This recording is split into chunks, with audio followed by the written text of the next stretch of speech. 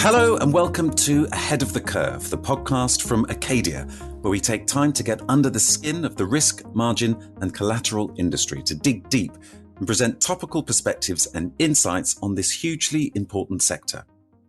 Now, for the last few years, much of the industry has been moving towards an open and shared infrastructure. It's been a steady evolution in which Acadia has played a pioneering role. And nowhere can that role be more clearly seen than in Acadia's support for ORE, or the Open Source Software Project. First released as open source software in 2016 by Dublin-based Quaternion, which is now a division of Acadia, at its heart, ORE is designed for the contemporary pricing and risk analytics of traded financial products. But why should global financial institutions rely on open source technology when it comes to the critical business of pricing and risk analysis? Well, with me to discuss this, I'm joined by Chris Walsh, CEO at Acadia, Scott Sobolewski, a leading partner at Acadia, and Roland Lichters, co-head of Quantitative Services at Acadia. Chris, Scott, Roland, welcome to you all. Hello, thanks. Thanks for having us, John. Great to be here.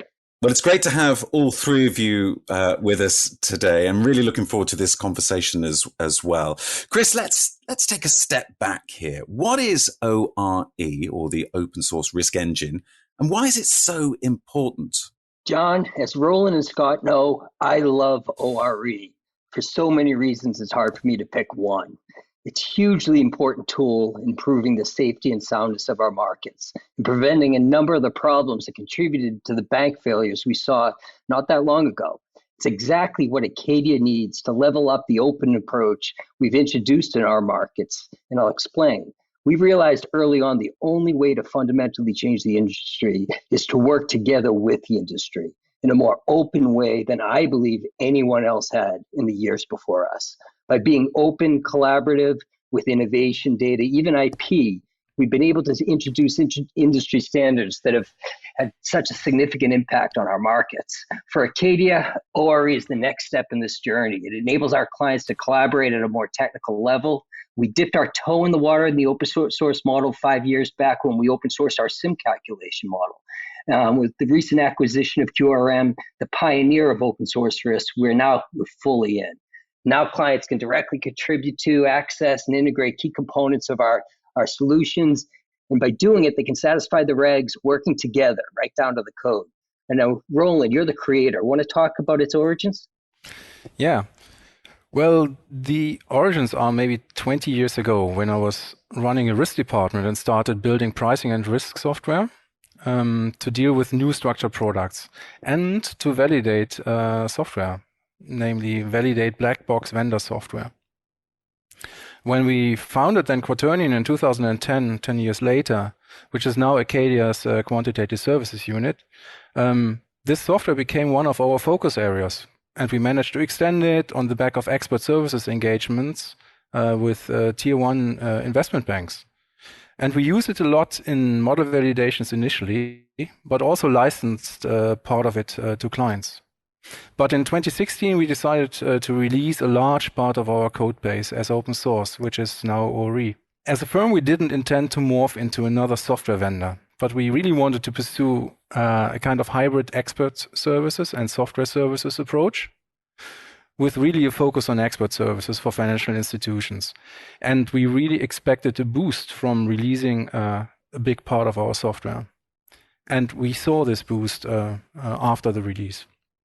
And the second reason was we saw a real need for transparency in the industry, especially after the financial crisis.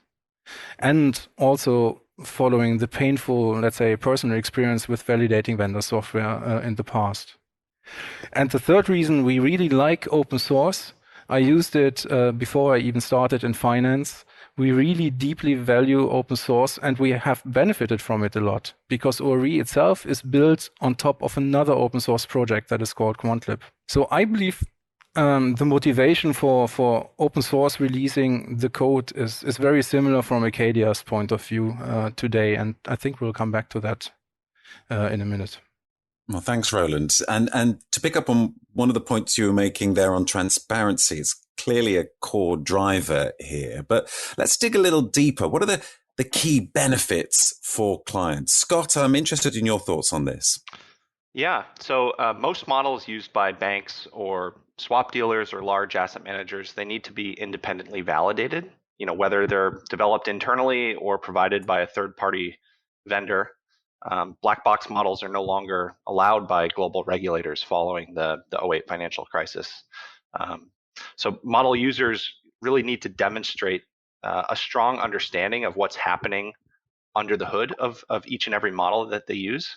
So being able to view and modify the source code like they're able to in using ORE is extremely valuable in pursuing those model validations and achieving regulatory model approvals for things like initial margin and internal regulatory capital requirements. So the sort of additional benefit unrelated to these sort of model approvals is the open source nature allows users to customize the model's assumptions and calibrations to ensure that it's precisely fit for their specific use case.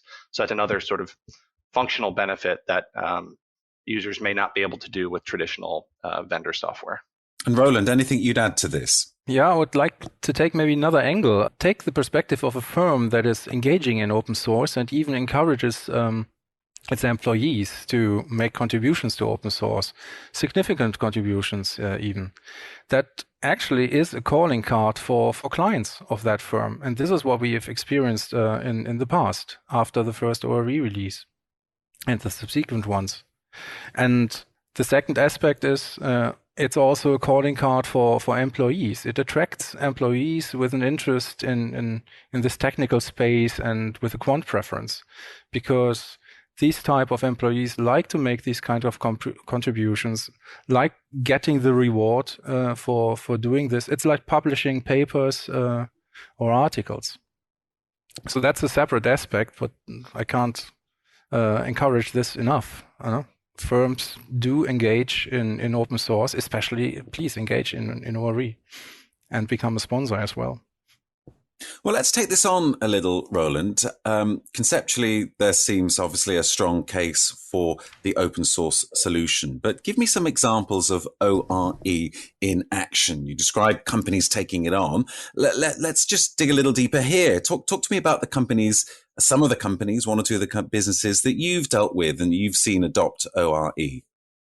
Yeah, we have helped many clients, these are banks and asset managers, with implementing ORE into their infrastructure and in tailoring it to their needs. There are many use cases. Let me just list a few very briefly. The first and most basic one is firm has a need for derivatives pricing, derivatives valuation, maybe complicated derivatives. You can use ORE for that, and we have clients who have built valuation platforms around ORE with our help. A little bit more complicated case is the next one, firms in need of computing XVAs. So that's stands for various valuation adjustments. For example, the impact of counterparty default risk on a derivative portfolio value, or the impact of funding costs on the derivatives portfolio value, or the impact of margin requirements, etc., etc. There are many XVAs, and ORE covers a lot of them out of the box. And we have several clients who make use of that functionality. We have a client who is using ORE for collateral requirements projection and even in its liquidity management. That's a use case we never anticipated, and that's how we see ORE used nowadays in that organization. Another one is a client in need of valuing structured loans and bonds. Something that off-the-shelf product and vendor software doesn't do properly. And we have built ORE and tailored it for that client to do this job. Another interesting case is a bank that built its entire interest rate risk management across the entire balance sheet of the bank for derivatives and fixed income products.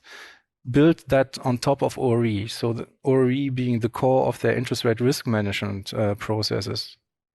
And maybe a last case, which is a little bit exotic, systemic risk research with Columbia University, which is also using ORE and was a collaboration between one of our employees and Columbia University. So the variety is large, and I could continue listing cases like this and gives an idea what the scope of ORE is and how it can help you. What's important, I think, to mention is as well that clients use ORE in serious production settings, and many of them then, moreover, for model validation tasks, because it's transparent, because it's extensible. They use it for benchmarking vendor models, as we do ourselves in our expert services. But maybe by far the biggest use case of ORE is Acadia. Acadia's initial margin risk generator services are all based on ORE, and that means ORE feeds GRIF generation, ISTA-SIM backtesting, and benchmarking at industrial scale. So not only for local small portfolios, but at industrial scale for a very much growing part of the industry. And using what we have built around ORE for that purpose, we have also contributed to a large industry study where we used ORE-based margin and capital analytics, that is a new extension, to evaluate the impact of multilateral optimization on capital cost and margin requirements. That was a very interesting study indicating really substantial savings potential in the industry. And all of this using ORE, which we started releasing in 2016 and with annual releases thereafter, and there are more to come. Roland, I can pick up on Acadia's position there, because as you mentioned, before actually joining up with Quaternary and being a provider of ORE, we were one of its largest users. And with it, we were able to deliver the risk tools the industry required for URM very quickly. The key components are already there. We assembled them to meet the client needs, integrated them with our workflows, and launched. ORE really changed how we bring products to market, and we're going to be doing more. So what about the alternatives out there? How does ORE stand up to proprietary in-house solutions, or indeed alternative vendors? Scott, what do you think? Yeah, I think ORE, we could say that we compete traditionally against two sort of solutions: outsourced vendor software solutions and in-house builds. So regarding the first one, ORE can be used at much lower cost with what we believe is equivalent functionality to software with big seven-figure annual license fees. So our clients are finding big benefits replacing those expensive license fees with the completely free version of ORE from an annual license fee perspective, and maybe along with that some minimal initial consulting or development costs to get everything integrated, but the cost benefit is massive in their favor by making that switch. And then regarding in-house solutions, in most cases we look at ORE as being complementary to accelerating an in-house build. So in a lot of the cases that Roland just described, ORE serves as the foundation for these in-house risk and pricing architectures that can then be extended by the internal quants and users internally at each of these banks or asset managers. So when you use ORE, you likely get 90+% of your required functionality completely free out of the box, and you're able to spend more of your time customizing ORE to meet your specific needs. So you avoid recreating the wheel for that sort of baseline elemental functionality, and it allows your quants to focus more on fine-tuning and testing, and sort of meeting a lot of those heightened modeling standards from a validation or a regulatory point of view. So that sort of affords a much faster end-to-end development lifecycle, and Chris touched on the benefits of that Acadia has realized over the last few years as we've been able to quickly bring things to market in Acadia's deployment of ORE for its hosted commercial services. And then the sort of last big benefit that you get with ORE that you may not get with a traditional software vendor is it's supported by a wide user base and a big community of users. And we at Quaternary, we've traditionally also tried to standardize a lot of the industry best practices that we've observed in working with a lot of our clients over the last decade and bringing those best practices into a common framework. So, a really tough problem that we may have helped a client solve in the past, we're able to sort of bring those best practices into our open source code base over time and sort of allow a broader industry benefit by using ORE. And Roland, just briefly, are there any alternative open source solutions out there? Hardly any. I don't see an alternative to ORE, maybe except for Quantlib, the Quantlib project, which ORE is based upon. But a similar project, similar to ORE, I don't see it. So ORE is unique. And if you go for open source in this space, then it has to be ORE, in my opinion. Okay, let's just turn the heat up here and bust a few myths that surround open source as well. What are the risks, particularly for a business that's exposing its intellectual property in the case of ORE? What would you say on this, Chris? John, those thinking that open source should be avoided or even minimized are dinosaurs. The technologies they're all leveraging open source. It's here, it's widespread, it works. In fact, the last thing they want to do is have a serious problem that they don't have the transparency and access they need to solve. Thankfully, there are fewer and fewer dinosaurs out there every year. What do you think about this, Roland? Let me tell a little anecdote. When we released ORE in 2016, we also asked ourselves, isn't that risky to release all of this IP? I mean, we had been working on that for 5 years in Quaternary, maybe up to 15 years if you go back to the origin. So why give this away? Isn't that risky? And I think the call for us at the time was very easy because we knew we didn't want to become yet another software vendor. We wanted to focus on expert services. And we didn't think that we lose anything in terms of license sales or so. We rather expected that this open source release would boost our expert services, and it really did. And it keeps growing now. So that was Quaternium's perspective at the time. Is it any different for Acadia right now? I don't see a risk either for Acadia now in exposing IP in ORE. The expert services argument really persists because we still have that function in Acadia. Beyond that, of course, we have the quantitative product services. But what's the value for the clients in these services? It's the value of an all-around package that contains the analytics, which are ORE-based, but also independent market data feeds. It contains onboarding services, adapter development, ongoing support, and risk analysis. All of this is provided as the service. So I think releasing the ORE analytics part doesn't damage any of the current or any of the future services of Acadia. It's again, rather the opposite. I believe it helps a lot the clients who want to validate the service, and it really helps a lot in demonstrating full transparency to Acadia's clients. So no, I actually do not see any risk in this initiative, and I really think that our ORE release process will only accelerate in the future.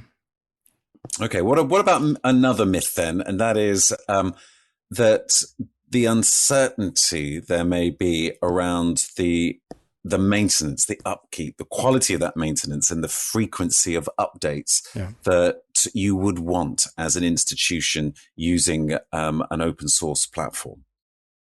Yeah, you want to see that the project is alive and that there are continuous contributions to it, and that there are many contributors, not only one. So far, I have to admit, ORE releases, the ones that we have driven in Acadia and before in Quaternium, were annual releases. This is not enough. We really need to increase the frequency. There's a lot going on in ORE behind the scenes, but the community doesn't see it. Now we keep maintaining the library. We develop it every day because it's the core of the Acadia machinery. So we are continuously working on this, but we do not show it to the community. And I believe we have to increase the release frequency to show progress almost on a continuous basis, maybe with monthly releases or at least quarterly releases. And when the project is alive or it's clearly alive, then it will trigger also more contributions from the community.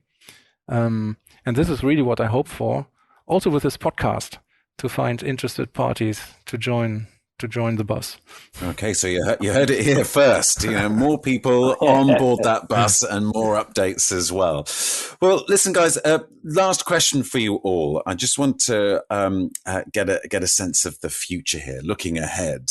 What does the future hold for ORE, the open source risk engine? Scott, I'll come to you first. Yeah, you may have gotten the sense of this when Roland was talking through some of the client case studies, but there's so much functionality available in ORE that, at least within Acadia, we're currently only touching on maybe less than 10% of it in the risk and margin related commercial services that we offer at Acadia. So I'm personally very excited to continue bringing new ORE related functionality to the Acadia platform and bringing those to our clients, things like the valuation adjustments or XVAs and regulatory capital optimization that Roland referred to. These are able to be provided at what we think is a very low cost ultimately to our clients because they're based on this open source software. And clients are finding massive returns on those subscription fees as it relates to their ability to meet these heightened regulatory requirements and optimize around those. To be honest, we have kept some of the ORE functionality proprietary in the past. Yeah, there is something that we call ORE Plus, and it's not in the open source release. And what I believe is that we will step by step release more of what's there, because, like I said in the previous question, I'm absolutely sure this doesn't damage the service. At the contrary, and this is what I would foresee. We don't need to do a lot of new development in order to make contributions to ORE. There is a whole pile of additional development done already, which we could release in part to the open source project. And I would be very much looking forward to pursue this. And the other thing that I hope will happen is more adoption on the back of the fantastic Acadia ORE use case. And through this ORE adoption and through the growing services that Acadia offers to the market, I hope to see an emerging standard. And ORE as an emerging standard for trade representation, but also for trade analytics. And Chris, the final word perhaps from you. Well, at Acadia, we're going to do more with it. We have 6 new services plans that are ORE based in 2022. And at our clients, I think there's going to be a very big opportunity we're going to introduce, and it's going to be ORE as a learning tool. And to best understand that our clients at all levels need to know more and more about risk every year, and the regulations are forcing it. And ORE has the data models, it has the calculations, it's documented. It's a great place to turn to understand what you don't understand, but will need to understand about risk in the coming years. So we're really excited about it. We think we can really help our clients in that way. Well, it's a great point to end on. And unfortunately, we are out of time now. So Chris Walsh, Scott Sobolewski, and Roland Lichters, thank you all very much for joining us. And thank you for listening to Ahead of the Curve. We'd like to know what you think, so please do get in touch and share your thoughts. And you can find out more about Acadia by going to acadia.inc. But until next time, goodbye.